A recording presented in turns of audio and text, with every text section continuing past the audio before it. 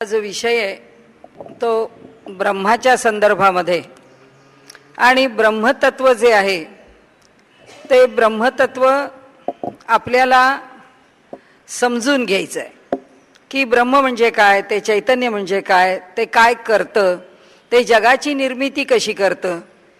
आता एक चैतन्य हा शब्द घेतला की त्या चैतन्याबरोबर अनेक गोष्टी येतात की चैतन्य म्हणजे जर ब्रह्म असेल तर या जगामध्ये काय काय चैतन्यमय आहे. या जगामध्ये जसं ब्रह्मापासून सगळं निर्माण झालंय तसं निर्माण करताना तो परमात्मा, ते परब्रह्म या जगाला कसं निर्माण करतं. त्याप्रमाणे प्रकृती आणि पुरुष किंवा पुरुष आणि प्रकृती या दोघांच्या मधून जग कसं निर्माण झालं, म्हणजे ज्ञान आणि शक्ती या दोघांमधून जग कसं निर्माण झालं. मग आता जग निर्माण झालं तर आपल्याला कळतं आपण प्रत्येकजण जिवंत आहोत. आपल्या प्रत्येकाच्या ठिकाणी काही आत्मतत्व आहे, काही चैतन्य आहे, काही शक्ती आहे. मग त्याचं स्वरूप काय आहे ते स्वरूप जाणून घेण्याचा आपण प्रयत्न केला. मग जीव म्हणजे काय आहे त्याच्यातून त्या चैतन्याचा एक भाग पाहिला. मग झाडात जीव आहे का? हो आहे, पण तो सूक्ष्म आहे. दगडात जीव आहे का? आहे, कारण सगळं त्या परमात्म्यापासूनच निर्माण झालेलं आहे. त्यामुळे दगड जरी असला तरी आपल्या ठिकाणी जसा जीव कार्यकारी आहे तसा तो दगडात नाही आहे. तो दगडात तसा कार्यकारी नसल्यामुळे तो जो जीव आहे तो व्यक्तीच्या ठिकाणी जसा व्यवहार करताना दिसतो तसा दगडात दिसत नाही.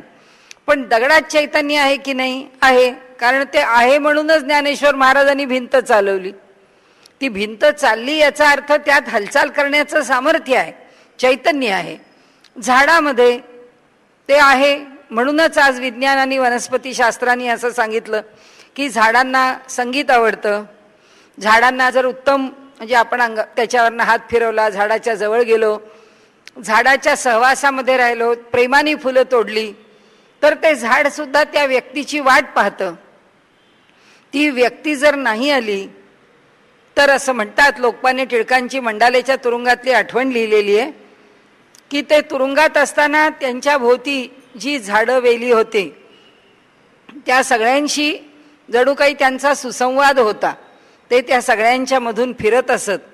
आणि जेव्हा मंडाले त्यांनी सोडलं, म्हणजे त्यांची कैद संपली, ती मुदत संपल्यावर ते जेव्हा परत आले तेव्हा तिथली सगळी बाग सुकून गेली. म्हणजे त्या वृक्षवेलींना सुद्धा त्या सत्पुरुषाचा सहवास आहे, त्या सहवासाची त्यांना पूर्ण जाणीव आहे. असं त्या वृक्षवेलींच्या मध्ये जीव आहे का? हो आहे. तर प्राण्यांच्या मध्ये जीव आहे का? माझा मी ऐकलेला अनुभव म्हणजे उत्तम तबलावादक नानामुळे आणि आता नसलेले गायक पण जितेंद्र अभिषेकी, हे दोघे जण गोव्याला, मूळचे जितेंद्र अभिषेकी गोव्याचेच, त्यातही गोव्यात आणखीन कुणाकडे ते संगीताची साधना करण्याकरता 6 महिने राहिले होते. त्यांच्या घरातला अल्सेशियन कुत्रा इतका संतापी होता, इतका तापट होता, तिखट होता की तो सगळ्यांना म्हटलं तर येऊ देत नसे दारातून, आता ती फाडून खात असे. हे दोघे जण त्यांच्या घरी राहिले होते. तब्येतीत सकाळ दुपार संध्याकाळ गाणं गावं, सारखा रियाज करावा. हे तबलजी ते गाणारे. त्या दोघांची मैफल दिवसभर चालायची. त्यांच्या वेळा ठरलेल्या होत्या. सकाळी उठून किती वेळ बसायचं, नंतर किती वेळ बसायचं, दुपारनंतर, संध्याकाळनंतर 2 वेळा ते फिरायला जायचे. पहिले 2 दिवस तो कुत्रा इकडे तिकडे बघत होता आणि मग त्याला कळलं ही आपल्या घरची माणसं आहेत आणि त्याला त्यांचं गाणं इतकं आवडायला लागलं की तो कुत्रा रोज ते गाणं ऐकायला बसायचा. आणि शेवटी 6 महिने झाले. ही मंडळी त्यांचा मुक्काम संपला, परत आले. त्यानंतर तो कुत्रा जिवंत राहिला नाही. त्यांनी आता आलेला पाहुणा घरातला 6 महिने, पण त्याला त्या गाण्याचं आणि त्याचं वेड लागलं. आपल्याला जसा शिवाजी महाराजांचा कुत्रा माहिती आहे, असे प्राणी, हत्ती आहेत, घोडे आहेत, गायी आहेत.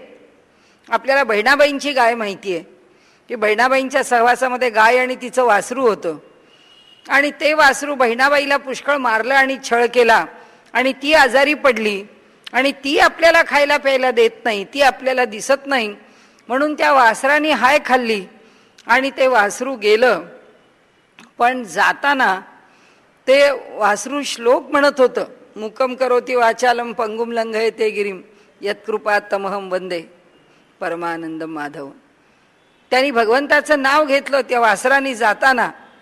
चैतन्य नाही का? चैतन्य आहे. त्यामुळे हा जो ब्रह्मसूत्र हा विषय आहे हा सगळा चैतन्याशी निगडीत आहे. त्या चैतन्यापैकी ब्रह्म काय याविषयी आता आपण पुष्कळ चर्चा केली.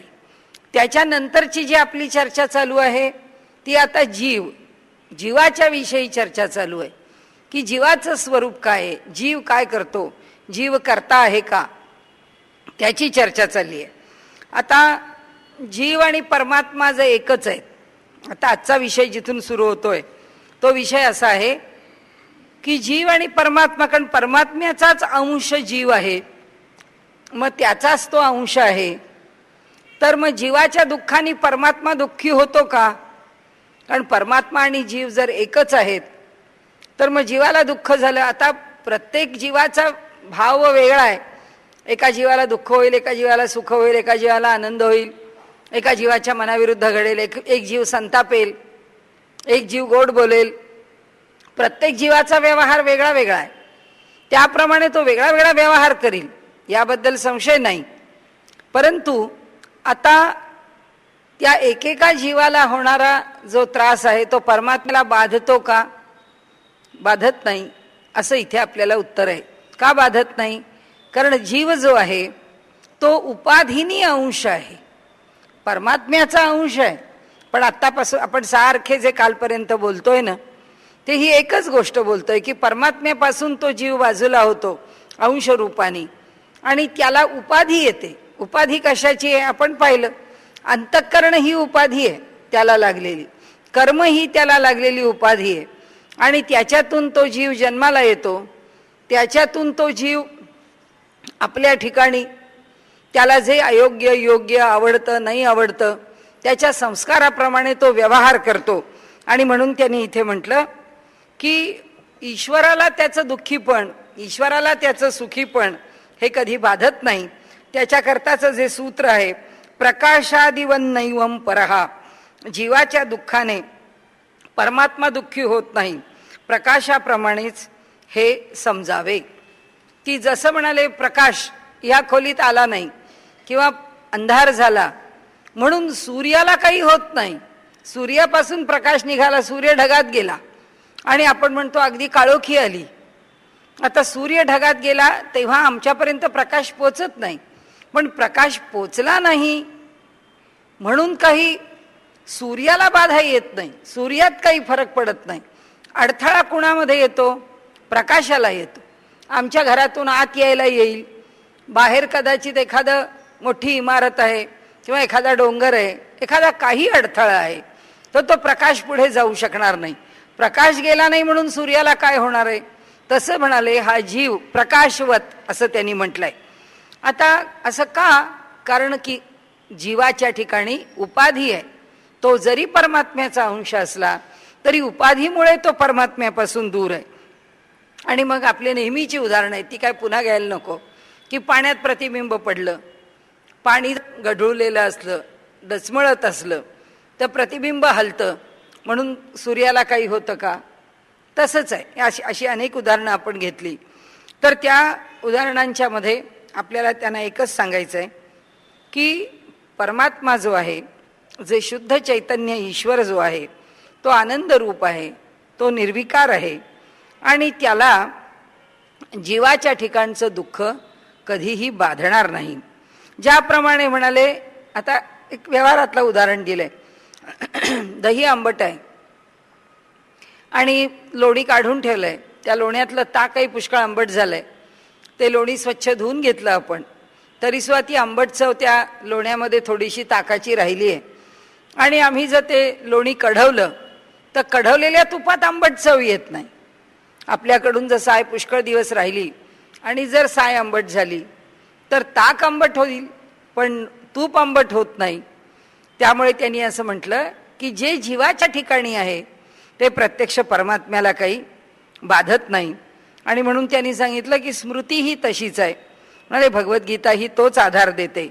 आणि पुढे आपण जाऊ आणि म्हणाले अनुज्ञा परिहारव देह संबंधा ज्योतिरादिवत, म्हणजे विधी आणि निषेध हे देहाच्या संबंधामुळे असतात. म्हणाले हे जे विधी निषेध आहे ते देहाच्या संबंधामुळे असतात, म्हणजे या जीवानी हा देह धारण केलेला आहे म्हणून ह्या जीवाला विधी निषेधाचा विचार करावा लागतो. म्हणजे जीवाला म्हणजे आपल्याला, आपण देहधार्याला आपण काय करावं काय करू नये. धर्मशास्त्राचं अवलंबन म्हणजे चांगलं वागा चांगलं वागू नये असं सुद्धा नाहीये नुसतं. धर्म याचा अर्थ जो धारण करतो तो धर्म. आता माणसाच्या पोटाला भूक लागते, आम्हाला उपवास करायचा आहे असं म्हणून जर आम्ही सकाळपासून काहीच खाल्लं नाही, अगदी रात्रीपर्यंत तोंडात पाणी सुद्धा घेतलं नाही आणि जर रात्री एकदम जेवायला बसलो तर सगळ्याच तब्येतींना सोसेल असं नाही, सगळ्याच शरीरांना सोसेल असं नाही. ज्याची पित्त प्रकृती आहे त्याला सोसणार नाही, ज्याची प्रकृती निरोगी आहे त्याला सोसून जाईल. आपल्याला माहिती आहे वैष्णवांच्या मध्ये पद्धत आहे, एकादशीच्या दिवशी निर्जला एकादशी करतात. ती सूर्योदयाच्या आधी काय पाणी प्यायला असेल ते असेल, त्यानंतर दुसऱ्या दिवशी द्वादशी सोडायच्या वेळीच पुन्हा पाणी प्यायचं. सबंध दिवसभरामध्ये काय एवढंसं पळीभर तीर्थ हातावर घेतलं तर बस. एकदाच, ते सुद्धा एकादशीला तीनदाही तीर्थ घ्यायचंच नाही, एकदाच घ्यायचं असं शास्त्र सांगतं. त्यामुळे तेवढं एकदा त्या पळीभर तीर्थ जेवढं घेतलं त्याच्यावर तीर्थावरच एकादशी, अशी जर एकादशी होते. एखाद्या जीवाला सोसतं, एखाद्या देहाला सोसत नाही. मग हा जो विधी निषेध आहे हा आम्ही आज चतुर्थी आहे, मग काय सकाळी साबुदाण्याची खिचडी खाल्ली, दुपारी फळं खाल्ली, संध्याकाळी चहाबरोबर काहीतरी घेतलं, पुन्हा रात्री जेवलं, अशी एखाद्याची एकादशी चतुर्थी आहे, तशी एखाद्याची एकादशी आहे. आणि एखादा काही न सेवन करता राहतो. हे जे सगळे विधी निषेध आहेत हे देहाशी जोडलेले आहेत. याचे आपण नियम केले. कुणी कुणी असं म्हणतं काही थोडं तप करावं, काही थोडा निग्रह करावा. एखादा माणूस एखादा दिवस असा ठरवतो की आज मंगळवार आहे, आठवड्यातला एक दिवस असा ठेवायचा की तो मौन, त्या दिवशी टेलिफोन घ्यायचा नाही, त्या दिवशी दुसरं बोलायचं नाही.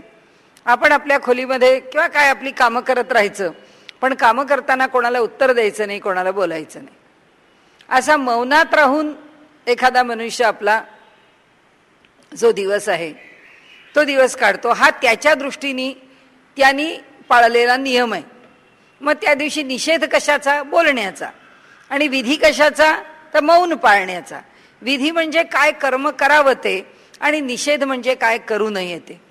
हा जसा विधी निषेध आहे तसा विधी निषेधाचा दुसरा पण अर्थ आहे. दुसरा अर्थ म्हणजे असा की आता गॅस आहे, गॅसवर दूध तापवायला ठेवलेलं आहे. आता रोज स्वयंपाक करणाऱ्या बाईच्या हाताला सवय झालेली असते, त्या तापलेल्या दुधाचं पातेलं हातानेच उतरवलं. आता हाताने उतरवलं तर एवढं तापलेलं पातेलं बोटाला भाजल्याशिवाय राहणार नाही. पण इतकी सवय झालेली असते. तुम्हाला माहिती असेल तर खेडेगावामध्ये चुली पेटतात, चुलीमध्ये निखारे पडतात त्या चुलीच्या लाकडाचे, तर बायका आपल्या हाताने निखारे उचलून त्या बाजूच्या वैलामध्ये टाकतात किंवा ते निखारे उचलून असे हाताने बाजूला करतात. इतकं हाताला सवय झालेली असते की त्यांना ते क्षणात ते निखारे भाजत सुद्धा नाहीत. पण देहाचा धर्म काय सांगतो की हे असले अघोरी प्रकार करू नयेत. आपल्याला जर दूध उतरवायचं आहे आणि चिमट्यानी उतरवायचं नाही आहे तर दोन हातात चांगली लहानशी फडकी घ्यावीत, जी आपल्या हाताला पेलणार आहेत, खाली गॅसला लागणार नाही, ते जळणार नाही, त्याच्यातून काही अपघात होणार नाही असा विचार करून. नाही तर सरळ चिमट्यानी आपल्याला झेपेल एवढंच दुधाचं पातेलं वर ठेवावं, तेवढंच खाली उतरवावं. धर्म म्हणजे काय? देहाचे पण धर्म आहेत. किती सेवन करावं, किती वेळा सेवन करावं. आपल्याकडे असं म्हटलंय की 2 वेळा चावून खाण्याचे पदार्थ जर आपण नियमाने 2च वेळा खाल्ले आणि उरलेल्या वेळी जर आपण फक्त पेय जर आपण घेतलं, म्हणजे फळ सुद्धा जेवणाच्या शेवटी जेवण होईल तेव्हाच खाऊन घ्यायचं, आणि उरलेल्या 2 वेळी फक्त जर आपण दूध, चहा, कॉफी, काय पेय, रस, काय जे आवडत असेल ते जर आपण घेतलं तर आपण आयुष्यभर निराहारी राहिलो असं होतं. असं शास्त्र सांगतं की त्या 2 वेळानंतर मात्र तोंडामध्ये चावण्याचा पदार्थ टाकायचा नाही, चावून खाण्याचा. गिळण्याचा चालेल, कब्बर ताक प्यायलो तर चालेल, ग्लासभर रस प्यायलो तर चालेल, दूध प्यायलो तर चालेल, पण भोजन 2दाच. आता हे जे त्यांनी सांगितलं ना की हे विधी निषेध आहेत, हे अनेक प्रकारचे आहेत. रस्त्यावरून चालताना कसं जावं, वस्त्र कोणती वापरावीत, सगळ्यांच्या मध्ये कसं वागावं, सभेमध्ये कसं बसावं, असे अनेक प्रकारच्या गोष्टी आहेत की ज्या अनेक प्रकारच्या गोष्टी आपण त्या ठिकाणी इथे देहाच्या माध्यमातून किंवा देहाच्या कर्ता म्हणून आपण सांभाळतो. आणि ते म्हणतात की ही जी बंधनं आहेत ती कशा करता आम्हाला लागलेली आहेत, ती बंधनं एवढ्याच करता लागली आहेत म्हणाले की आम्ही या देहाला मी आणि माझा म्हणतो, म्हणून की हा देह माझा आहे, मी अमुक केलंय, माझा अपमान झाला, मला कोणी बोललं, हे सगळं जे आहे ते आम्ही बोलतो म्हणून, आम्ही माझं म्हणतो म्हणून, आम्हाला आसक्ती आहे म्हणून, आम्हाला ममत्व आहे म्हणून. आणि म्हणून त्यांनी सांगितलं की विधिनिषेध जीवाला तोपर्यंतच आहेत जोपर्यंत आम्ही शरीराशी जोडलेले आहोत. अनुज्ञा परिहारौ देह संबंधा ज्योतिरादिवत. विधी आणि निषेध हे देहाच्या संबंधामुळे असतात, अग्नी इत्यादी प्रमाणे समजावे. म्हणाले जसा अग्नी आहे त्याचा संबंध कसा येतो किंवा कुठपर्यंत असतो, जोपर्यंत ते इंधन आहे तोपर्यंत. ते इंधन आहे तोपर्यंत अग्नी पेटतोय. जर इंधनच नसेल, गॅसचा सिलेंडर संपला आणि शेगडीला किती वेळा लायटर नाही तर काडेपेटी लावली तर काय उपयोग आहे, ती काही शेगडी पेटणार नाही आहे. ती केव्हा पेटेल, जेव्हा त्याच्यामध्ये इंधन आहे तेव्हाच पेटेल. म्हणून त्यांनी सांगितलं अग्निसुद्धा प्रज्वलित केव्हा राहील, जेव्हा अग्नीच्या ठिकाणी इंधन असेल तेव्हाच राहील. आणि म्हणून त्यांनी सांगितलं की सद्वर्तन एवढ्याच खातर देहाला विधिनिषेध दिलेला आहे. आता दुसरं त्यांनी असं म्हटलंय की असंततेश्चा व्यतिकरहा. जीव व्यापक नाही म्हणून कर्माचा किंवा फलाचा घोटाळा होत नाही. अजून सुरूच आहेत जीवाचे गुणधर्म. हा विधिनिषेध झाला, मगाशी आपण पाहिलं तर त्याचा अंशभाव झाला, म्हणजे जे चैतन्य आहे त्याला जीवामुळे दुःख होत नाही. आता इथे त्यांनी म्हटलं की जीव व्यापक नाही आहे म्हणून आता माझा जीव आहे. माझा जीव जर व्यापक असता म्हणजे काय की इथे माझ्यासमोर या बसले आहेत, मला जर असं वाटलं ह्या रोज माझ्या प्रवचनाला येतात, यांचं माझं किती छान, आम्ही रोज तासभर एकमेकींना बघतो, मी समोर बघितलं की त्या मला दिसतात, असं म्हणून जर माझा जीव व्यापक होऊन त्यांच्यापाशी जाऊन मिळाला तर ते म्हणाले अहो या दोन जीवाची सुखदुःख एकच होतील, हे दोन जीव वेगळे वेगळे राहणारच नाहीत. त्यामुळे जीव व्यापक नाही आहे, तो जो अंश रूप आहे तो सीमितच आहे, तो मर्यादितच आहे. जीव व्यापक नाही म्हणून कर्माचा किंवा फलाचा घोटाळा होत नाही. कर्माचा घोटाळा का होत नाही किंवा फलाचा घोटाळा का होत नाही, कारण माझ्या शरीराने मी कर्म करते. समजा मला असं वाटलं ह्या रोज इथे येतात, त्या मला म्हणतात माझं घर जवळ आहे, तुम्ही माझ्या घरी चला, जाऊ दे आता आपल्याला काही त्यांच्या घरी जाणं होत नाही. मग आता काय करावं, आपलं मन त्यांच्याशी एकरूप झालं आणि आपण त्यांच्या इतके व्यापक झालो तर त्यांचं काम मी करणार का माझं काम त्या करणार, त्यांच्या पायाकरता मी चालणार का माझ्या घराकरता त्या माझ्या घरापर्यंत पोहोचणार. कारण व्यापक झाले ना, दोन जीव वेगळेच नाही राहिले, ते दोन जीव जर त्या दोन शरीर असून जर दोन जीव एकत्र झाले, व्यापक होणं म्हणजे काय, कुणाला तरी व्यापून टाकणं. हे चांगल्या अर्थाने झालं. वाईट अर्थाने आपल्याला माहिती आहे, वाईट अर्थाने म्हणजे एखादा जर जीवात्मा आहे ज्याची काही इच्छा राहिली आणि ज्याचा देह पडलेला आहे आणि त्याला जर मानवी देहातून काही सुख उपभोगायची आहेत तर तो दुसऱ्याच्या देहात प्रवेश करू शकतो. म्हणजे त्या जीवाचा एक व्यापकपणाच झाला की नाही, की आपल्याला दुसऱ्याच्या देहाचा आश्रय घेता येतो.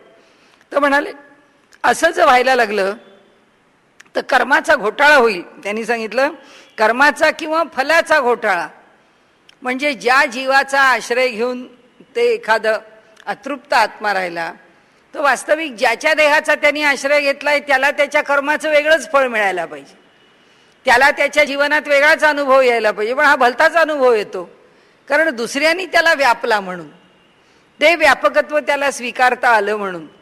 त्याला सुद्धा मर्यादाच असते. आपल्याला माहिती आहे की त्याही जीवांना कुठे वावरावं, किती वावरावं, कुठपर्यंत वावरावं त्यांची मर्यादा असते. ते त्यांच्या मर्यादेच्या पलीकडे जाऊ शकत नाहीत. पण त्यांच्या मर्यादेत जे करायचंय ते करायला लागले तर काय करणार. त्यांनी इथे असं म्हटलंय की जीवाला व्यापकपण नाही, आणि त्यांना कुठपर्यंत व्यापकपण आहे, आपल्याला देह आहे म्हणून पहिलं देहाचंच बंधन आहे. आणि त्यांना देह नाही म्हणून थोडं अधिक पुढे जाण्याची ताकद आहे. थोडं काही अंतर ते पुढे जाऊ शकतात, काही भागामध्ये ते फिरू शकतात. जसे आपण देहानी पायानी आपल्या मर्यादेत, आता इथून मला माझ्या घरी चालत जा म्हटलं तर मला जाता येईल का? पण अहो एवढं 10 किलोमीटर मी कशी चालत जाणार? मला काहीतरी वाहन पाहिजे. तो जीव कदाचित झपझप जाईल, काही अंतर जाईल, पण तोही आपल्या मर्यादेच्या पलीकडे जाऊ शकत नाही. तो या जीवापेक्षा थोडा अधिक स्वातंत्र्य भोगेल. पण म्हणून या देहाच्या मर्यादा नाहीत म्हणून काही स्वातंत्र्य त्याला अनुभवाला येईल, पण याचा अर्थ फार स्वातंत्र्य अनुभवाला येईल असं नाही. म्हणून त्यांनी सांगितलं की जीव जो आहे तो अंशरूप जसा आहे तसा तो व्यापक पण नाही आहे. आपल्या जीवाच्या व्यापकपणाचा अनुभव आपल्याला कसा येतो? प्रत्यक्ष जीव नाही पोचत, पण आपल्या भावना पोचतात. म्हणजे आपण इथे आपल्या गावामध्ये आहोत आणि समजा आपली मुलगी, आपला मुलगा मुंबईत आहे, कोणी अमेरिकेत आहे. आज आपल्याला जर त्या मुलाची सारखी आठवण व्हायला लागली की नाही बो आज काही चैन पडत नाही, आज आपल्याला आठवण होते, आज त्याला भेटावंसं वाटतं, त्याशी बोलावंसं वाटतं, आज त्याला बघावंसं वाटतं, इतकी जर मनापासून आपल्याला आठवण झाली तर आपल्या भावना व्यापक होतात, त्या तिथपर्यंत जाऊन पोचतात. तर त्यालाही आठवण होते, त्यालाही असं वाटतं की का बो आज सारखी आपल्याला आठवण होते, की तो आपल्याला फोन करतो. आपण म्हणतो अरे कमाल आहे, टेलेपथी आहे की आपण एकमेकांशी आपले विचार आहेत ते पोचवू शकलो. मलाही आठवण झाली, तो म्हणतो आई मलाही आज आठवण झाली, खूप आठवण झाली मला, म्हणूनच मी तुला आज फोन केला. म्हटलं अरे तू फोन केलास, मी आत्ता तुला फोन करणार होते. एवढं कशाला? साध्या व्यवहारामध्ये आपण जर बघितलं तर आपल्याला एखाद्याला फोन करायचा असतो, आपण आत्ता इथे आतल्या खोलीत आहोत, चला तिथे टेलिफोन पशी जाऊ आणि फोन करू असं म्हणून फोन पशी पोचतो, फोन उचलतो, त्याच व्यक्तीचा फोन असतो. आपण तो अरे मी आत्ताच तुम्हाला फोन करणार होते आणि तुमचा फोन मला आला. हे कसं घडलं? ह्याला एक आणखीन कारण आहे. जीव व्यापक नाही आहे, पण आत्मतत्व व्यापक आहे. आत्मतत्व व्यापक असल्यामुळे ते आत्मतत्व नेहमीच आपल्याला सहाय्यकारी आहे. आता आपण पुढे तो विषय पाहणारच आहे, ती नेहमी सहाय्यकारी आहे. आपण चांगलं काम करायला निघालेले आहोत तर आपल्याला ते चांगल्या दिशेने मदत करतं. एखादा मनुष्य मनामध्ये सुडाची भावना घेऊ नये, एखादा मनुष्य मनामध्ये अत्यंत वाईट काहीतरी घेऊ नये. असा जर मनुष्य असेल तर त्या माणसाच्या सुद्धा त्या इच्छा त्याच्या त्या तीव्र यानी तो संतापतो, वेडावाकडा वागतो, त्याचा तोल जातो, मग तो काय वाटेल ते बोलतो, वाटेल तसं वागतो, वाटेल ते करतो. आणि तो मनुष्य आपल्या बाजूनी काहीतरी आपल्याला खड्डा पाडून घेतो. त्याच्याकरता जे घडतं ते वाईटच घडतं. त्यावेळी ईश्वर त्याला सहाय्यकारी असतो का? त्याला ईश्वर सहाय्यकारी असतो का नाही आपल्याला माहीत नाही, पण तो मात्र गुन्हे करतो आणि गुन्हे करताना ईश्वर त्याला आतून सांगतो की हे बरं नाही, बरं हे करू नको. तो त्याचं काम करत असतो. कारण काय आहे सांगू का? आपण काल जो विषय बघितला तसा ईश्वर हे सगळं करतो असं आपण म्हणतो. याच्यामध्ये आपले अनेक भाव आहेत की ईश्वरच सगळ्याचं अधिष्ठान आहे, तर तोच करणारा आहे, हा एक भाव आहे. सत्य संकल्पाचा दाता नारायण असं आपल्याकडे म्हटलेलं आहे.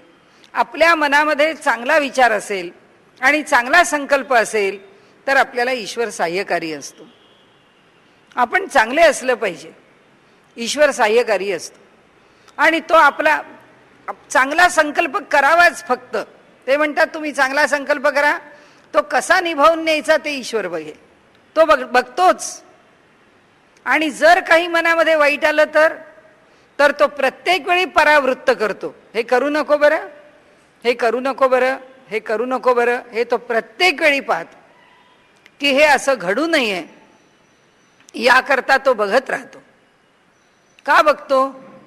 कारण त्याला तो स्वतः सत्य, आनंद, प्रामाणिकपण, आपण काल बघितलं त्याप्रमाणे जे जे चांगलं आहे ते ते ईश्वराला आवडणार आहे आणि त्यामुळे तो त्याकरता सहाय्यकारी होतो. म्हणून त्यांनी इथे जे म्हटलंय ना की जीवाला व्यापकपण येत नाही, जीव अंशरूपच आहे. आता आपला एखादा मुलगा, आता पुष्कळांच्या आईवडिलांची मुलं लांब हॉस्टेलवर ठेवायला लागतात, शिकायचंच असतं मुलांना. आपल्याला घरात बसून काळजी असते की माझा मुलगा हॉस्टेलवर आहे, काय माहिती त्याला कसं कुणाची संगत मिळेल, तो कसा वागेल, तो बिघडायचा तर नाही ना, त्याचं काही चुकायचं तर नाही ना, त्याचं काही वाईट तर नाही ना व्हायचं.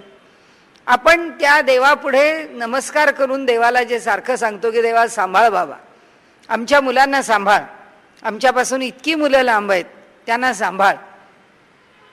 हा जीव व्यापक नाही आहे, हा अंश मात्रच आहे. तो ईश्वराच्याकडे एक चांगला संकल्प करतोय. ईश्वर म्हणतो अरे मी आहे ना, मी सगळीकडे भरून आहे.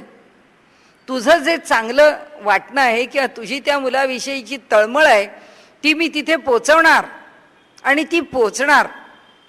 आपली चांगली तळमळ आपल्या मुलांना चांगलं बनवायला कारणीभूत आहेच.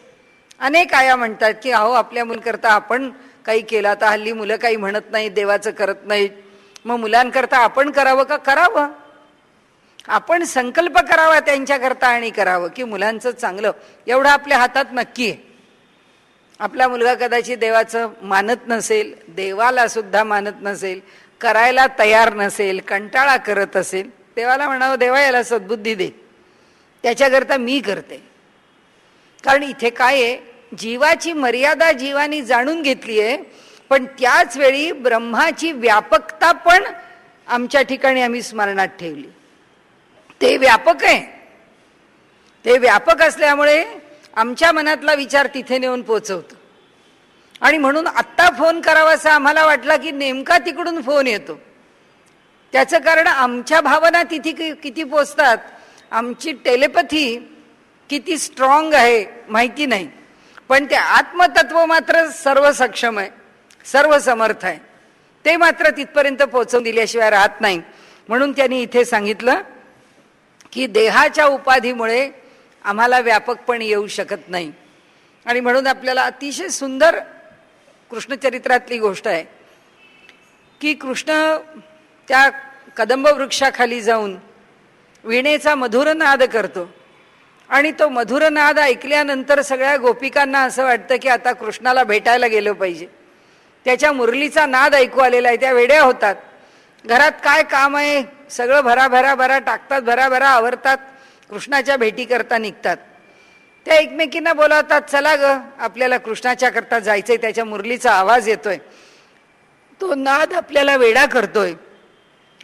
तर ती एक गोपिका दुसरीच्या घरी जाते तिला बोलवायला. ती म्हणते काय करू, माझ्या घरचे लोक परवानगी देत नाहीयेत, मला काही येता येणार नाहीये, त्यामुळे मी काही घराबाहेर पडू शकत नाही.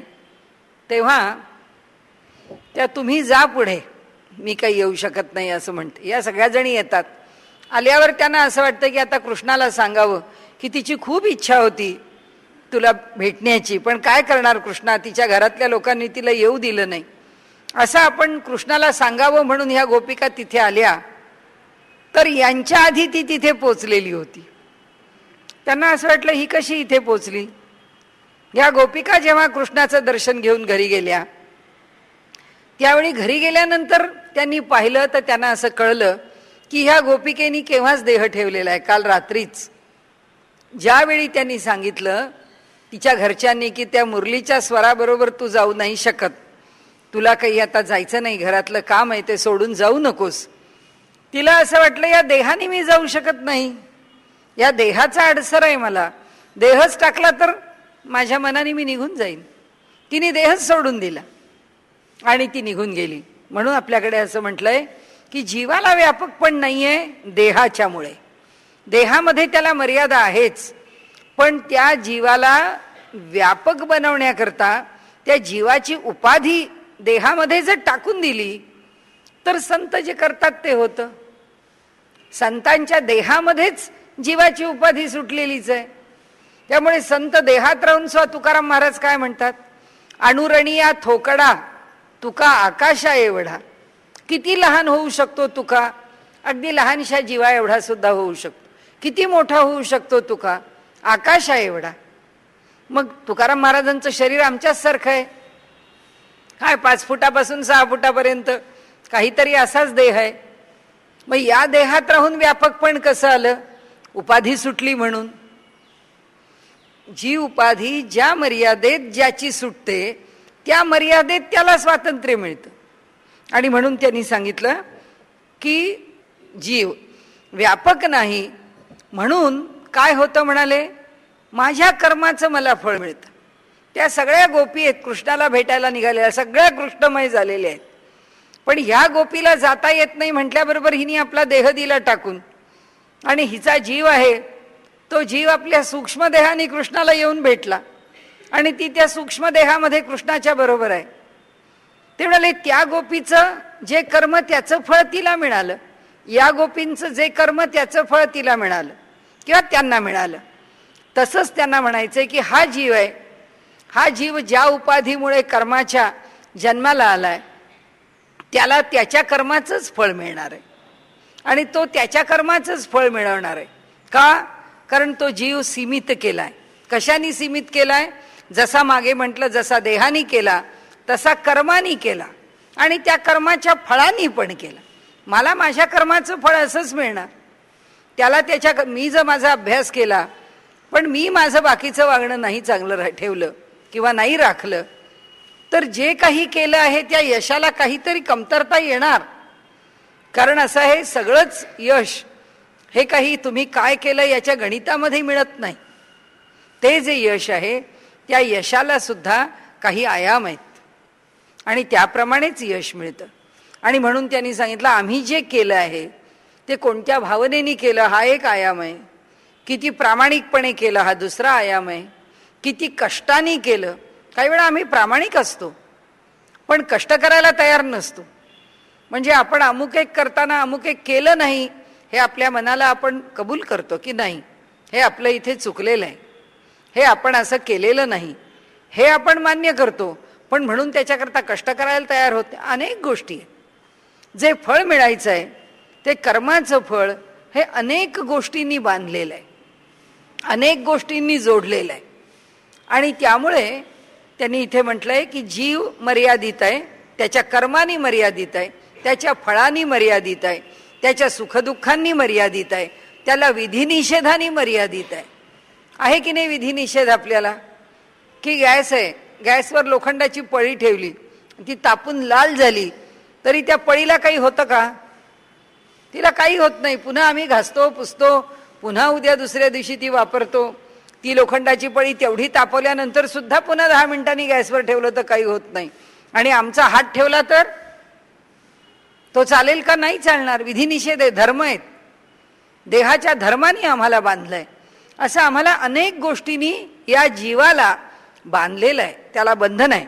आणि म्हणून म्हणाले जीव हाच कर्ता आणि भोगता आहे मर्यादित स्वरूपात. तो काही अमर्यादपणाने आम्हाला काय भोगायचंय. मला जर आता इथे बसून असं वाटलं की बस अमेरिकेचं प्रेसिडेंट व्हावं, कोण करणार आहे? शक्यच नाही आहे. माझं कर्तृत्व काय, माझ्या घरातल्या 2 माणसांनी माझं ऐकलं तरी पुष्कळ झालं. कोण ऐकतो? कोणी ऐकत नाही. त्यामुळे जे मिळतं, जे भोक्तृत्व आहे, जे कर्तृत्व आहे, पुष्कळ वाटतं अमुक करावं तमुक करावं.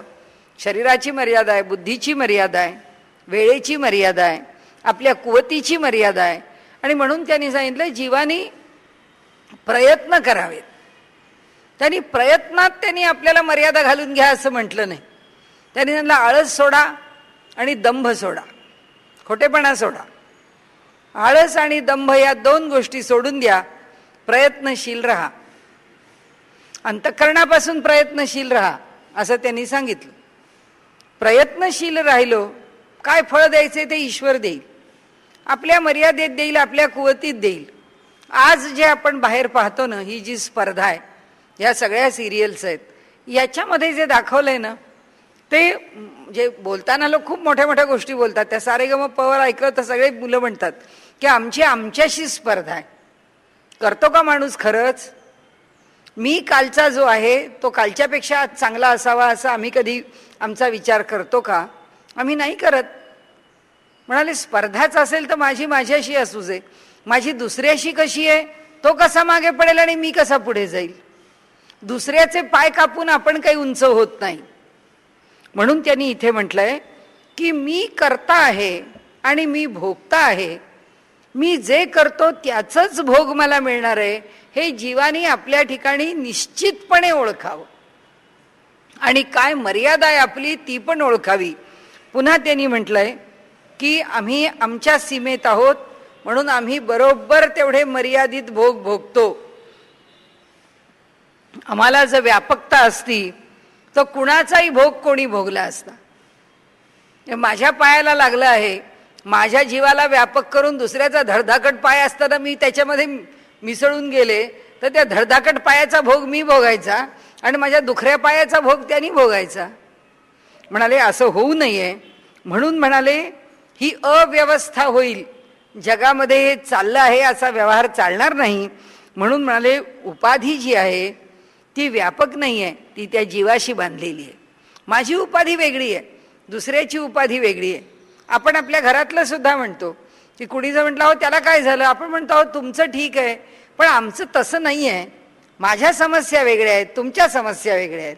प्रत्येक जण म्हणतो की हो तुमचं जसं आहे तसं आमचं नाही, तुम्ही जे करू शकता ते मी करू शकेन असं नाही, मी जे करू शकेन ते तुम्ही करू शकाल असं नाही, असं प्रत्येकाचं आहे.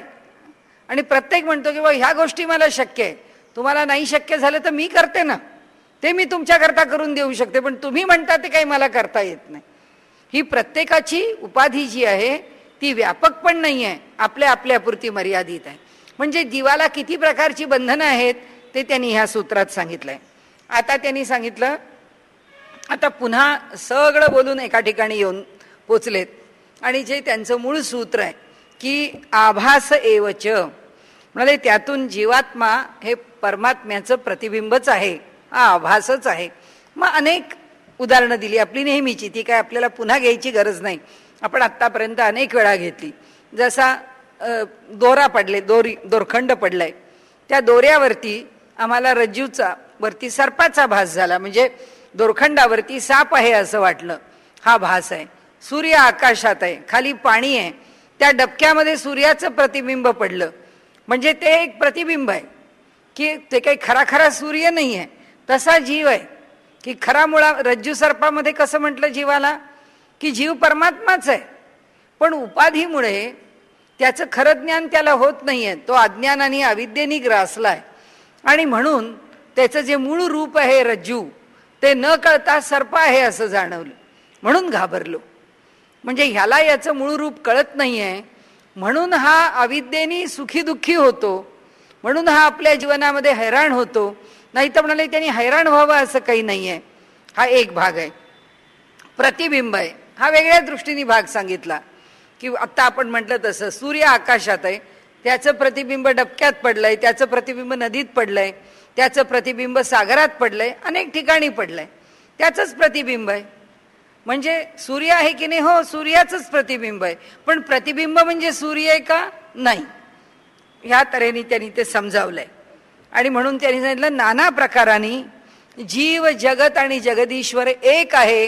हे म्हणाले आत्तापर्यंत आम्ही आपल्याला सांगत आलो की या जगामध्ये हा जीव, या जीवाला निर्माण करणारा किंवा हृदयामध्ये राहणारा तो जगदीश्वर आणि जगत हे तिन्ही एकच आहेत, या तिघांमध्ये काही फरक नाही, हे त्यांना सांगायचं आहे. म्हणाले काय आहे, या सगळ्यातलं फक्त आमची अडचण एकच आहे की आम्हाला ब्रह्म दिसत नाही. ते वांग मनस दोघांनाही, वाणीला पण आणि मनाला पण अगोचर आहे, आम्हाला दिसू शकत नाही. आणि त्यामुळे आम्हाला वाणीलाही कळत नाही त्याचं कसं वर्णन करावं, मनालाही तिथपर्यंत पोचता येत नाही. मग काय करायचं म्हणाले, या दोघांनाही ते कळत नाही, म्हणून मर्यादा आहे. आणि म्हणून त्याला जाणून घेण्याचा प्रयत्न जीव करतो. आता हा विषय संपत आला ना, म्हणून ते शेवटाला आलेत, म्हणून आपल्याला सांगतायत की म्हणाले आता ब्रह्माला समजून घ्यायचं, जीवाला समजून घ्यायचं, जगाला समजून घ्यायचं, आम्हाला या तिघांनाही समजून घ्यायचं आहे. आता ह्या तिघांना समजून घेताना जो तो आपापल्या बुद्धीने समजतो म्हणाले. आता ह्या ब्रह्मसूत्रामध्ये त्यांनी आता सारखं जीवाला काय म्हटलंय, अंश आहे, अंश आहे. शंकराचार्य म्हणतात अंश नाहीये, जीवो ब्रह्मैव नापरहा, जीव ब्रह्मापेक्षा वेगळा नाहीच आहे, फक्त तो उपाधीने वेगळा भासतोय. वल्लभाचार्य म्हणतात नाही, तो अंशच आहे. आता हे प्रत्येक आचार्य, मध्वाचार्य म्हणतात नाही, जीव हा ब्रह्म कधी होऊच शकत नाही, तो नेहमीच मर्यादेत आहे आणि ब्रह्म नेहमीच त्याच्यापासून वेगळं आहे. तर निंबार्काचार्य म्हणतात की कधी ते त्याच्या बरोबर आहे, कधी ते त्याच्यापासून अलग आहे. उपासना करताना अलग आहे आणि भावानी त्याच्या जवळ आहे, आपल्या इष्टदेवतेच्या जवळ आहे आणि त्यांची इष्टदेवता सगुण आहे. असा प्रत्येकाने आपापल्या परीने अर्थ लावलाय. आणि म्हणून त्यांनी सांगितलं की ज्ञान आणि ज्ञानाची साधनं, ज्ञानाचं साधन आमची बुद्धी आहे आणि ती बुद्धी आम्हाला काय अर्थ लावून देईल त्याप्रमाणे आम्ही अर्थ लावतो. पण म्हणाले एक लक्षात ठेवा की जेवण महत्वाचं आहे. आम्ही कशातून जेवलो हे महत्वाचं नाही. आम्ही केळीच्या पानावर जेवायला बसलो का, आम्ही चांदीच्या ताटात जेवायला बसलो का, आम्ही रस्त्यातून चाललोय म्हणून आम्हाला ती खाण्याची पॅकेट्स बरोबर आहेत, आम्ही आपल्या हातावरच जेवण घेतलंय, हातावरतीच खाल्लंय, बाटलीतलं पाणी प्यायलून चालायला लागलो. हिमालयात चढायला लागल्यानंतर बसून जेवतोय कोण? चालता चालता हळूहळू थोडंसं तोंडात कुठे बेदाणे घाल, कुठे खारीक घाल, कुठे काजू घाल, कुठे बदाम घाल, असं तोंडात काही ना काहीतरी टाकत त्याचं जेवण चाललेलं आहे. म्हणाले जेवण पोट भरणं महत्वाचं, जेवणं महत्वाचं, कोणत्या पात्रातून जेवतो महत्वाचं नाही. पण म्हणाले प्रत्येकाचं काहीतरी सुख आहे आणि प्रत्येकाचं दुःख आहे. चांदीच्या ताटात जेवायला बसलो, सोन्याच्या ताटात जेवायला बसलो तर केवढा आनंद आहे की सोन्याच्या ताटात जेवायला मिळालं. माणूस म्हणतो सोन्याचं ताट नाही मिळालं तर निदान चमचे तरी सोन्याचे करू, म्हणजे सोन्याच्या चमच्यानी तरी खाऊ, ताट चांदीचं करू. एवढं ताट करण्या एवढं सोनं नाही आपल्याकडे, चमचा करण्या एवढं सोनं आहे. चला एक चमचा करू सोन्याचा खाण्याकरता, म्हणजे त्याचं सुख आहे. केळीच्या पानावरती माणूस म्हणतो केळीचं पान बरं आहे, कुणाचं उष्ट घ्यायला नको, जेवलो पान टाकून दिलं संपलं. कुणाच्या ताटात जेवायला नको, कुणाच्या ताटाला स्पर्श करायला नको, आपण खावं, आपण टाकून द्यावं. रस्त्यावर हातावरती जेवायला लागलं, कुणी म्हणतं हो हातावरच बरं, आपणा हात जगन्नाथ, आपल्या हाताने जेवावं हे बरं आहे. आणि त्यामुळे इथे त्यांनी असं म्हटलंय दृष्टांतामध्ये की वेगवेगळं तत्वज्ञान स्वीकारलंय. हे जसं वेगवेगळ्या प्रकारांनी जर भोजन केलं, लग्नामध्ये सुद्धा बुफे आणि लग्नामध्ये पंक्ती. आमच्यासारखा म्हणतो अहो तुम्ही टेबला खुर्चीवर वाढा पण आम्हाला पंक्तीत वाढा, ते हातात घेऊन खाणं काय आम्हाला जमत नाही, नको वाटतं उभं राहून खायला, असं माणूस म्हणतो. मग याला ते नको वाटतं. त्यांनी म्हटलं असंच आहे, हे सगळे जे आचार्य आहेत ना, हे सगळे त्या ब्रह्मरसाचं सेवन करायला बसलेले आहेत. ब्रह्माचा रसच आहे, त्याचा आस्वादच आहे, त्याचा अनुभव घेण्याचा आनंदच आहे. तो आनंदच घ्यायला बसलेत म्हणाले. पण तो आनंद घेण्याकरता कुणी सोन्याचं ताट मांडतंय, कुणी चांदीचं ताट मांडतंय, कुणी केळीचं पान मांडतंय, कुणी हातावर भोजन करतंय. म्हणाले ज्याला जे आवडेल ते करावं, ज्याला जे सोयीचं वाटेल ते बघावं, ज्याच्या स्वभावाला जे रुचेल ते बघावं. आणि म्हणाले तसंच जी मांडणी करतो तत्वज्ञानाची ती कशी केली आहे, ती आपल्याला समजते की नाही, ती आपल्याला उलगडते की नाही. आत्तापर्यंत आपण जे पाहत आलो ना, हेच बघत आलो की तत्वज्ञानाने त्या ब्रह्माच्या विषयीची मांडणी कशी केली आणि तशी का केली, हे सगळं त्यांनी सांगितलं. की हेच सगळे अनेक प्रकार आहेत, आपण ती काही सगळे दृष्टांत घ्यायला नको. पण म्हणाले निरनिराळ्या प्रकारांनी तत्वज्ञान समजून घेण्याचा आपण म्हणाले प्रयत्न करतो आणि ते तत्वज्ञान आपण समजून पण घेतो. आता हे समजून घेत असताना आणखीन एक विषय आहे. तो विषय असा आहे की माणूस असं म्हणतो की ठीक आहे, देवानी मला सगळं समजून उमजून चांगलं वागायला सांगितलंय, मला पण सगळं चांगलं काय आहे ते कळतं, काय कळत नाही असं नाही, काय चांगलं आहे ते समजून चांगलं वागावं असं पण मला वाटू शकेल, वाटणार पण नाही असं नाही, पण मी तसं वागू शकत नाही. जसं दुर्योधनाने सांगितलं की मला सगळं मान्य आहे, काय चांगलं आहे काय वाईट आहे हे मी जाणू नये, पण म्हणाले मी त्याप्रमाणे वागू शकत नाही.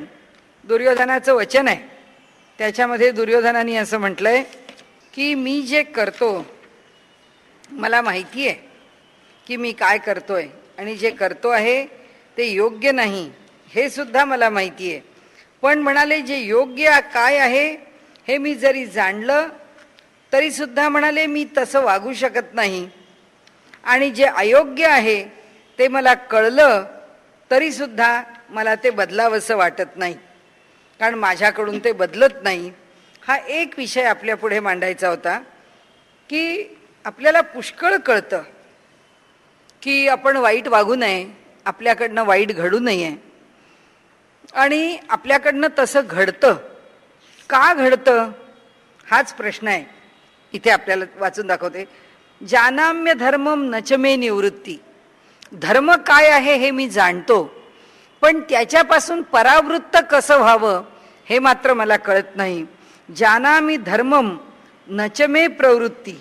म्हणाले मी अधर्म जाणतो, पण त्या अधर्मापासून कसं निवृत्त व्हावं ते मला कळत नाही. मी धर्म जाणतो, पण त्या धर्मात प्रवृत्त कसं व्हावं हेही मला कळत नाही. केनापि देवेन हृदि स्थितेन यथा प्रवृत्तश्च तथा करोमी. ही लबाडी आहे. आता पुन्हा एकदा पहिलं वाक्य बघा की जानामी अधर्मम नचमे निवृत्ती. मी अधर्म जाणतो की काय वाईट आहे हे मला कळतं, पण ते सोडून देणं माझ्याच्यानी होत नाही. जानामी धर्मम नचमे प्रवृत्ती. मला धर्म माहिती आहे, पण तरीसुद्धा तसं वागण्याची प्रवृत्ती होत नाही. तो म्हणतो होत नाही याच्यात माझा काहीच दोष नाही आहे. का? कारण म्हणतो केनापि देवेन हृदि स्थितेन. अरे म्हणाले माझ्या हृदयामध्ये राहिलेला हा जो परमात्मा आहे, यथा प्रवृत्तश्च तथा करोमी. तो जसं मला करायला प्रवृत्त करतो तसं मी करतो. म्हणजे देव मला सांगतो तू खून कर म्हणून मी खून करतो, कारण तो देव माझ्या हृदयात राहतो. इथे ब्रह्मसूत्रकार म्हणतात हा लुच्चा आहे, हा लबाड आहे. हृदयात राहिलेला देव ह्याला खून कर असं कधीच सांगत नाही. कालचाच विषय पुन्हा आहे इथे की संपवताना जीवाच्या ठिकाणी पुन्हा एकदा त्यांनी सांगितलंय आपण काय करावं आणि काय करू नये याचं स्वातंत्र्य आपल्याला दिलेलं आहेच. त्याच्याबद्दल कुठे वादच नाही. त्या स्वातंत्र्याप्रमाणे आपण व्यवहार करायला पाहिजे. आपण म्हणाले तसा व्यवहार करत नाही, कारण आपल्याला जे योग्य वाटतं ते आपण करतो. योग्य म्हणजे आपल्या संस्कारांना वाटतं ते, आपल्या इंद्रियांना वाटतं ते. आपण ज्याच्या आहारी जातो ते. क्रोधाच्या आहारी गेलो आपण क्रोधित होऊन बोलतो. आपण कशाच्याही समजा आपण इंद्रियांच्या आहारी गेलो, आपल्याला असं वाटलं आता हे पदार्थ मस्त चमचमीत आहेत खावे, मन त्याच्याशी जोडलं जातं ना, म्हणून मन त्या इंद्रियांच्या आहारी गेलं. आता मी क्रोधाविष्ट झाले. क्रोध कोणाला आला? माझ्या मनाला क्रोध आला, माझं मन रागावलं. म्हणजे मनाला तो संताप आल्याबरोबर माझ्या अहंकाराला ठेच पोचल्याबरोबर मन प्रवृत्त झालं, चला बोलून मोकळे व्हा. बुद्धी म्हणते थांब ना बाबा कशाला बोलतो, पण नाही, बुद्धीला आम्ही अवसरच दिला नाही. मनाच्या पातळीवर आम्ही संतापलो आणि आम्ही त्या ठिकाणी त्याच्या आहारी गेलो. म्हणून हा म्हणतो की अहो माझा काहीच दोष नाही आहे.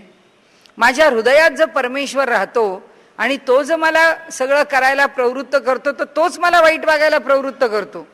ते म्हणाले हे तत्वज्ञान कुठेही असं सांगत नाही की जो हृदयात राहणारा परमेश्वर आहे तो मला वाईट वागायला प्रवृत्त करत नाही. हा जीव जो आहे तो कुणाच्या ना कुणाच्या तरी अधीन होऊन ते काम करतो, ईश्वराच्या प्रवृत्तीने नाही. ईश्वर प्रवृत्त करतो ते फक्त चांगल्या करताच करतो. आणि म्हणून काल जो आपण विषय घेतला होता ना तोच विषय पुन्हा की निरोध संस्कार आणि व्युत्थान संस्कार. आम्ही आमच्या संस्कारांनी ज्या जन्माला आलेलो आहोत ते संस्कार आम्हाला काही काही करायला भाग पडतात, पण जे निरोध संस्कार आहेत ते निरोध संस्कार म्हणजे ईश्वर ज्याच्या मागे आहे, गुरु ज्याच्या मागे आहे, जो आम्हाला मार्गदर्शन करणार आहे. आणि ईश्वर आमच्या हृदयात राहून गुरु रूपानी मार्गदर्शक रूपानी मार्गदर्शन करतो. तो आम्हाला कधीच वाईट कर म्हणून मार्गदर्शन करत नाही. आता या जीवाच्या सगळ्या लबाड्या, या जीवाच्या सगळ्या उलट्या सुलट्या कोलांट्या सगळ्याचं उत्तर त्या दुर्योधनाच्या इथे त्यांनी देऊन टाकलेलं आहे. म्हणजे हा लबाड आहे, ह्याला वाईटच वागायचं आहे आणि हा त्या ईश्वराला मध्ये घालतोय आपल्या वाईट वागण्याकरता. तर आता जेवढे म्हणून विषय जीवाशी निगडीत होते ते सगळे विषय संपले. आता जीवाच्या पुढे चैतन्यमय दुसरं काय आहे? म्हणजे ज्याच्या ठिकाणी आपल्याला चेतना आहे, ज्याच्यामुळे आपण जगतो असं जे आपल्याला वाटतं ते दुसरं काय आहे? ते प्राण आहेत. पहिला ब्रह्म झाला म्हणजे त्या परमात्म्याच्या विषयी सगळा उहापोह करून झाला. दुसरा जीवाच्या विषयी सगळा उहापोह करून झाला. आता तिसरा जो उहापोह आहे म्हणजे विचार आहे तो प्राणाचा आहे. तत्प्राक श्रुतेच, प्राणापूर्वी ब्रह्माचे अस्तित्व श्रुतीने सांगितले आहे. असं का म्हटलं? कारण आमची मेडिकल सायन्सेस आहेत ना, ती काय म्हणतात की शरीरामध्ये प्राण शिरला की आमचं शास्त्र सुरू झालं. कारण श्वासोश्वास सुरू झाला. प्राण शिरला म्हणजे काय? त्या जीवानी श्वास घेतला, ते मूल जन्माला आलं की आधी त्याला उलटं करा, हे दाबा, तो श्वास घ्यायला लागला. त्यांनी जर टॅह केलं की डॉक्टर सुटले. तरी त्याचा आवाज आला, त्याच्या तोंडातून नाकातून एकदा श्वास सुरू झाला की झालं. मग डॉक्टर म्हणाले आता हा आमच्या ताब्यात आला, आता हा श्वासोश्वास घ्यायला लागला. आणि ज्या क्षणी श्वास थांबला त्या क्षणी ते म्हणले आता आमचा विषय संपला. म्हणजे त्यांच्या दृष्टीने जीव काही आहे की नाही माहीत नाही, परमात्मा आणखीन पलीकडची गोष्ट आहे. पण हा देह चालतो किंवा चालवतो, या देहामध्ये देह चालवणारा कोण? तर त्यांच्या दृष्टीने प्राण आहे, की त्याला ते व्हायटल फोर्स असं म्हणतात. की तो जो प्राण आहे, तो जो श्वासोच्छ्वास आहे, त्याच्यापासून देह सुरू होतो. म्हणजे त्यांचं शास्त्र काय म्हणतं की या देहाला आणि आमच्या शास्त्राला मूळ सूत्र काय? प्राण आहे. आता आमचं शास्त्र काय सांगतं की बरोबर आहे, तुमचा देहाच्या उपचाराशी, देहाच्या चिकित्सेशी संबंध असल्यामुळे तुम्ही असं उत्तर दिलं. पण आमचं शास्त्र जे आहे ते प्राणाचं अधिष्ठान कोण आहे? तर प्राणाचं अधिष्ठान जीव आहे.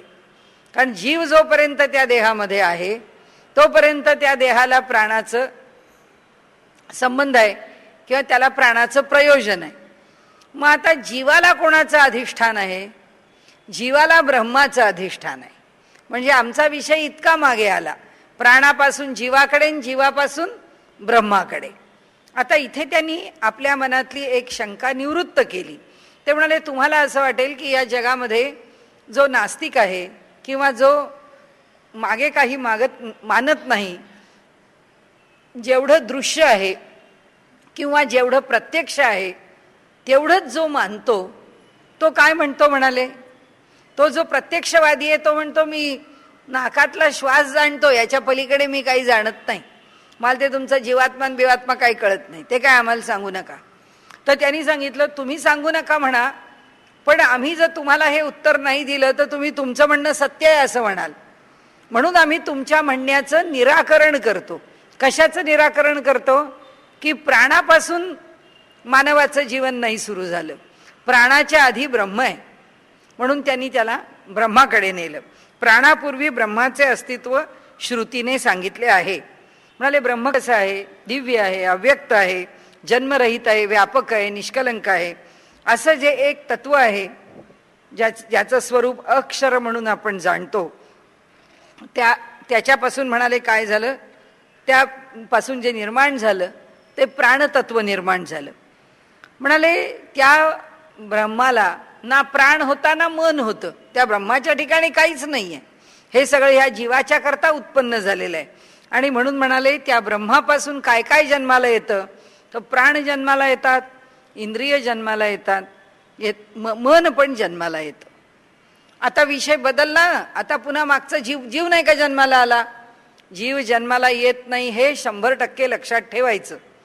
काय लक्षात ठेवायचं? की जीव हा त्या ब्रह्माचा अंश आहे. जीव जन्माला येत नाही. जीव जर जन्माला आला तर जीव मरणार आहे.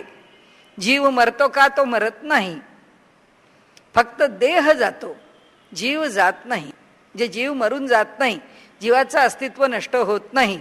म्हणून ब्रह्मापासून काय जन्माला येतं? जीव येतो का जन्माला? नाही.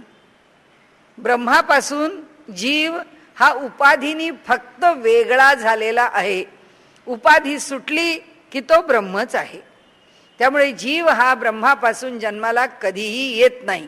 मग ब्रह्मापासून जन्माला काय येतं? हा प्राण जन्माला येतो. हा प्राण जन्माला येतो म्हणून तर प्राण थांबतो ना. तो श्वासोश्वास जो आहे तो म्हणून थांबतो. तो जर असा जन्माला आला नसता, तो ब्रह्माचा अंश असता तर कायम एक वेगळा श्वास चालूच राहिला असता भात्यासारखा, शरीर जरी पडलं तरी. जसा जीवात्मा आपल्या ठिकाणी त्या मनाला आणि ह्याला घेऊन उपाधी म्हणून घेऊन जातो, तसेच हा पंचप्राण घेऊन जातो. ते सगळं आपण पुढे पाहणार आहे. पण आत्ता काय काय येतं जन्माला? प्राण, इंद्रिय आणि मन हे जन्माला येतं. आता पुन्हा एक लक्षात ठेवायचं, जे जन्माला येतं ते संपणार आहे. त्यामुळे मन संपणार आहे, प्राण संपणार आहे, इंद्रिय संपणार आहेत. आता आणखीन एक लक्षात ठेवायचं, हे अगदी सूत्र आहेत आपल्या तत्वज्ञानाची. कोणताही ग्रंथ वाचायला घेतला की आपल्याला कधी मग अडचणच येत नाही. सूत्र दुसरं काय आहे? त्या जीवाच्या बरोबरची उपाधी काय आहे? हे 5 प्राण. कारण जीवाने काय लावून घेतलंय? हे कुणाकरता जन्माला आलंय? हे कुणाच्या बरोबर जन्माला आलंय? जीवाच्या बरोबर. मग जीवाच्या बरोबर काय आले? 5 प्राण घ्या, नाही तर 10 प्राण घ्या. या 5 प्राणांचे उपप्राण म्हणजे 5 प्राण जन्माला आले, 5 ज्ञानेंद्रिय जन्माला आली, 5 कर्मेंद्रिय जन्माला आली, आपल्या देहातच आहे. आणि ह्याच्याबरोबर काय? मन जन्माला आलं. मन म्हणजे 4. काल आपण पाहिलं, मन, बुद्धी, चित्त आणि अहंकार. म्हणजे 5 त्रिक 15 आणि 4 19. हे 19 जन्माला आलेले आहेत.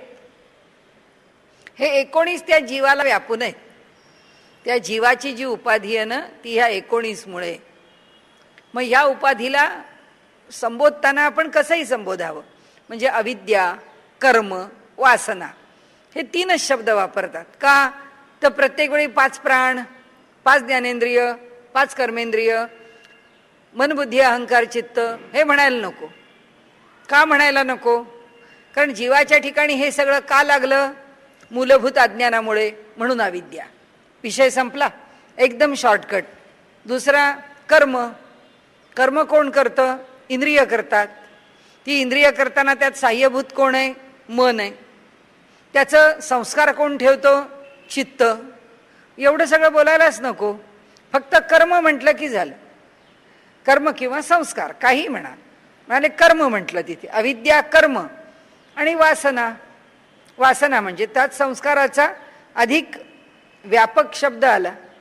वासना म्हणताना ते जे कर्म केलेलं आहे त्या कर्माचे ठसे काय उमटले आमच्यावरती. आम्ही उत्तम कर्म केलं त्याचं पुण्य आहे, आम्ही अतिशय वाईट कर्म केलं त्याचं पाप आहे. हे सगळं काय होतं? त्या संस्कारांच्या रूपाने, त्या वासनांच्या रूपाने आम्ही रागवत गेलो, चिडत गेलो, बोलत गेलो, फटफट वागत गेलो, वाईट वागत गेलो, खोटं बोलत राहिलो. असे सगळे जे प्रकार आम्ही आमच्या आयुष्यामध्ये करत गेलो, तर त्याचा होणारा जो संस्कार आहे, त्याच्यातून निर्माण होणारी वासना आहे, वाईट आहे. आम्ही चांगले राहिलो, चांगले बोलत गेलो, चांगल्या पद्धतीने आम्ही वागत गेलो, त्याचे होणारे परिणाम काय आहेत? चांगलेच आहेत.